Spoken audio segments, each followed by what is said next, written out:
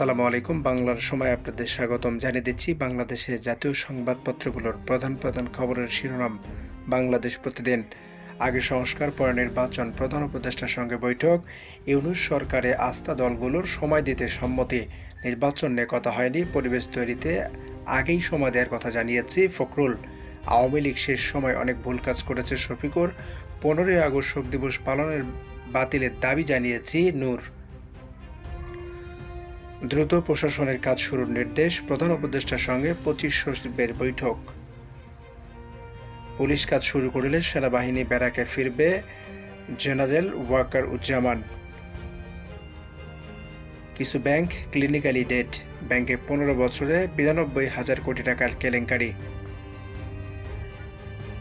15 August ঘিরে সতর্ক বৈষম্য বিরোধী ছাত্র আন্দোলন। শেখ হাসিনার বিচার দাবি, আন্তর্জাতিক অপরাধ ট্রাইব্যুনালে মামলা যান ছাত্ররা, উত্তাল ঢাকা বিশ্ববিদ্যালয় ক্যাম্পাস। বাংলাদেশ পরিস্থিতি নিয়ে দিল্লিতে অমিত শাহের বৈঠক। দৈনিক যুগান্তর, সময় পাবে অন্তর্বর্তী সরকার, প্রধান উপদেষ্টার সঙ্গে বিএনপি সহ বিভিন্ন দলের বৈঠক। 15 আগস্ট শোক দিবস বাতিলের পক্ষে সব দলের মত, আন্দোলনে হত্যাকাণ্ডের তদন্ত চেয়ে বিএনপি চিঠি, নির্বাচনের পরিবেশ তৈরিতে অবশ্যই সময় দিচ্ছে মির্জা ফখরুল। কঠিন সংকটে বস্ত্র খাত সহায়তা নিয়ে 9-6। আন্তর্জাতিক অপরাধ ট্রাইব্যুনালে শেখ হাসিনার বিচার দাবি, রাজু ভাস্কর্যের সমাবেশ।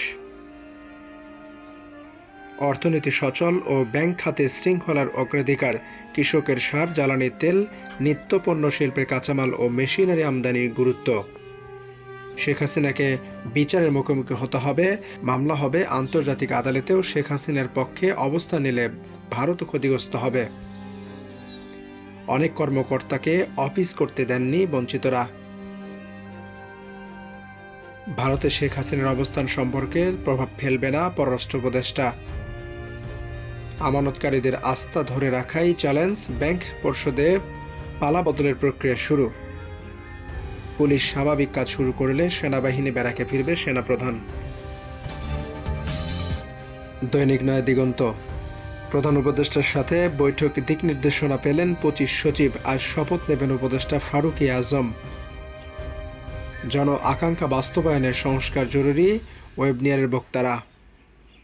প্রধান উপদেষ্টার মতবিনিময়, নির্বাচনের পরিবেশ তৈরিতে সময় দেবে বিএনপি, জামাতের সহযোগিতার আশ্বাস, গণহত্যাকারীদের বিচারের দাবি।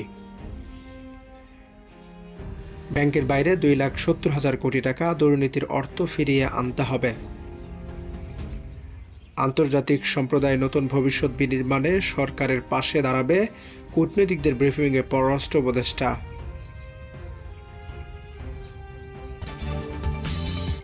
দৈনিক করতোয়া, পদত্যাগের হিড়িক, ডিজিএফআই মহাপরিচালক হলেন মেজর জেনারেল মোহাম্মদ ফজলুর রহমান। ধ্বংসস্তূপে দাঁড়িয়ে নতুন করে শুরু করতে হবে প্রধান বিচারপতি। স্বচ্ছতা ও সুষ্ঠু কাজের পরিবেশ সৃষ্টি করতে হবে, 25 দপ্তরের সচিবদের প্রধান উপদেষ্টা। 15 আগস্ট নিয়ে নির্দেশনা আসেনি। দেশের পরিস্থিতিতে বাইরে কোথাও নিয়ন্ত্রণ নেই, রাষ্ট্রদূতের পররাষ্ট্র উপদেষ্টা। আওয়ামী লীগকে নতুন করে দল গোছানোর পরামর্শ স্বরাষ্ট্র উপদেষ্টার। হত্যাকারীদের সাথে আলোচনা নয়, নির্বাচন নিয়ে আলোচনা হয়নি, প্রধান উপদেষ্টাকে মির্জা ফখরুল। 15 আগস্ট বঙ্গবন্ধুর প্রতিকৃতিতে শ্রদ্ধা জানাতে অনুমতি চায় আওয়ামী লীগ, শেখ হাসিনার বিবৃতিটি মিথ্যা বানোয়াট জয়। সাবেক 2 মন্ত্রী, প্রতিমন্ত্রী ও স্ত্রীদের ব্যাংক হিসাব জব্দ। 15 বছরের আর্থিক কেলেঙ্কারি, 92,000 কোটি টাকা গভর্নর সহ জড়িতদের বিচার চায় সিপিডি।